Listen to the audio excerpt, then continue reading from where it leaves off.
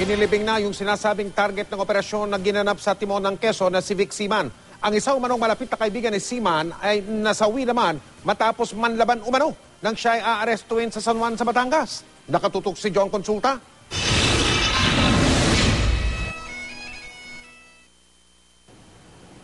Suot ang mga puting damit sa misa na sumisimbolo raw sa hinihinging katarungan. Bakas ang matinding pighati ng mga mahal sa buhay at kaibigan ni Vic Siman. Matapos ang misa, sinimulan na ang paglalakad ng mga kaanak at kaibigan papuntang sementeryo. Ilang residente ang lumabas ng kanilang mga bahay para magpakita ng respeto sa napas lang na kababayan. Hustisya ang sigaw ng pamilya, lalo pat 5 bala raw ang tumapos sa buhay nito. Pero pagdating sa gate ng sementeryo, pinagbawalan ng pumasok ang media. Pasensya na po sir, bawal mo na media. Ano sabi sir? Hindi lang sila. Yan na lang po sir. Ano sabi sir? Yan ang sinabi po sa amin sir. Pero sa huli, pinapasok din kami para makunan ang paghahatid kay Vic Siman sa kanyang puntod. Git ng ama ni Vic Siman, walang kasalanan ang kanyang anak. Sana raw ay matapos agad ang investigasyon para mabigyan ng katarungan ang pagkamatay ng kanyang anak. Papasalamat ako sa Pangulo. Nitiwala ako sa ginagawang investigasyon ng FBI. Okay, sir. Gusto kong lumiwanag at walang kasalanan ng mga anak ko.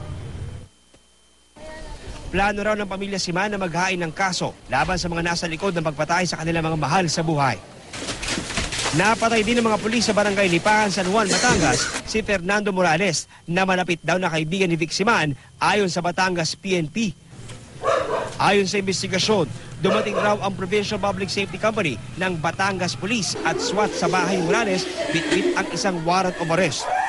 Dadakpin daw sana si Morales dahil miyembro raw ng Bahay Kubo, isang private armed group sa San Juan, pero nanlaban daw ito.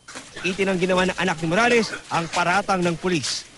Sinasabi lang po na may warrant, pero nung sinabi na po na may warrant ngayon, wala na, patay na.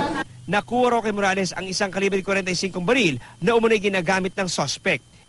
Iniutos na ni PNP Chief Alan Purisima na imbestigahan ang pangyayari. John Consulta, nakatutok, 24 oras.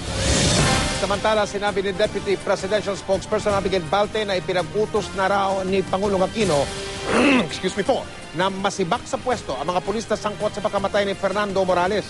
Tiniyak na Malacanang na magiging patas ang investigasyon sa pagkamatay ni Morales.